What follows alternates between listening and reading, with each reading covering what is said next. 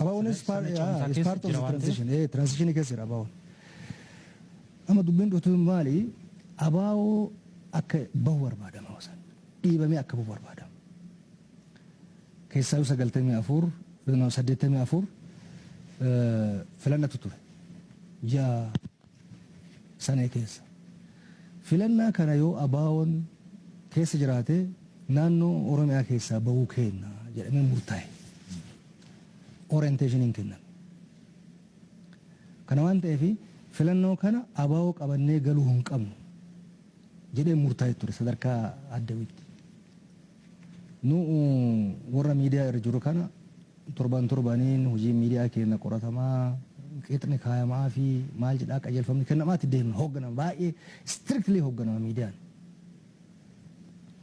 Amma abaawoo qabannee filannootti seenuun injifatamuudha. Kanaafuu abaawoon filannaan ala ta'uu qaba.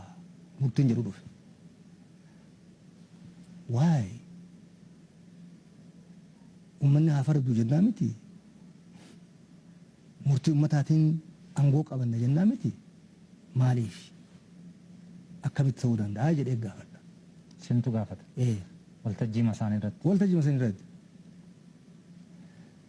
Kuni addawii hambisuuf ajjeesuu gaafii addawii hambisuuf ajjeesuuti. Abaawoo qabannee filannaa kanatti seenu gaafii addawii itti fufsiisuuf yookaan kuffisuuti jedhama. So maal goonree abaawoon dhiibamee boqa. Dhiibamee word by word situmaa jira. Tagaftoo muuxaata allabban. Afaan isaanii irraa baay'ee. Kallattiidhuma mootummaan qabatee jiru. Kuni qixa ejjannu. Ejjannu maaliifi wayitasan abaawoon miseensa dhuunfaanii qaadhimamaa filannaaf jechuudha. Filannaa biyyaalessaa waan ta'eef miliyoona 2 dhiyeesseera. Naannoo Oromiyaa keessatti qaadhimamaa miliyoona 2 dhiyeeffate. Kun shook godhe. Shookii guddaa uume.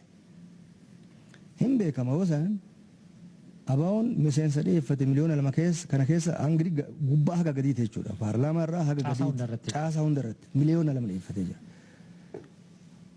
Akka miliyoonni lamaanuu akka darban shakkiin qabu. Beekamaadha kun. Kana sirriitti hubatanii beekanii qoratanii abaawoon dhiibamee filannaa kana keessaa bahuu qaba jedhan. Waa'ee jedhan. Amma gaafiin naqee nu dimokiraatotaa miti.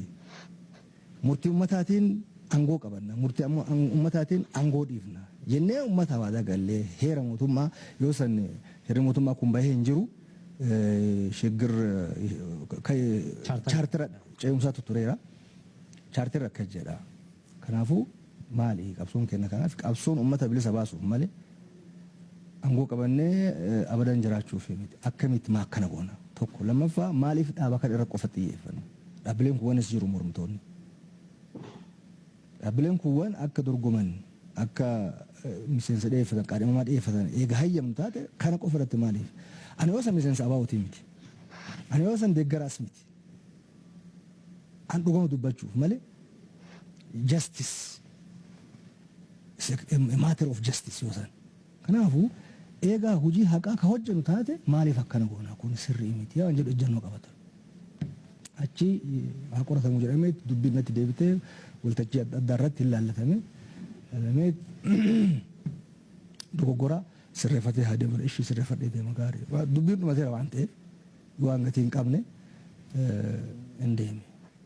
Filannaaf yoo san torbaan tokkollee hin gahu guyyaa 3-4 hafee jira.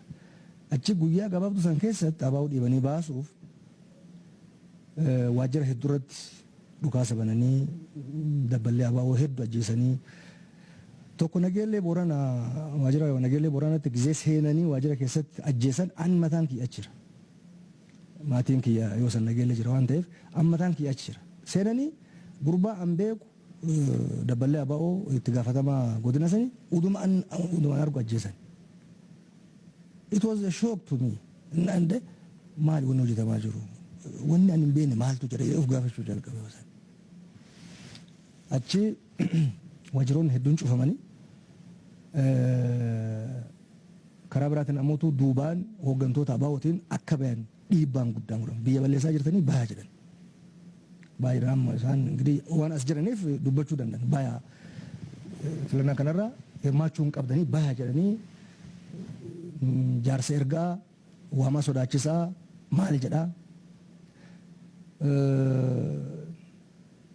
jenosaayidii illee yoo raawwanne biyya kana nutu bitaa kana beekuu qabdan jedhanii hoogganaan abaa'oo tokko kayoo sanii akkana jedhan himera.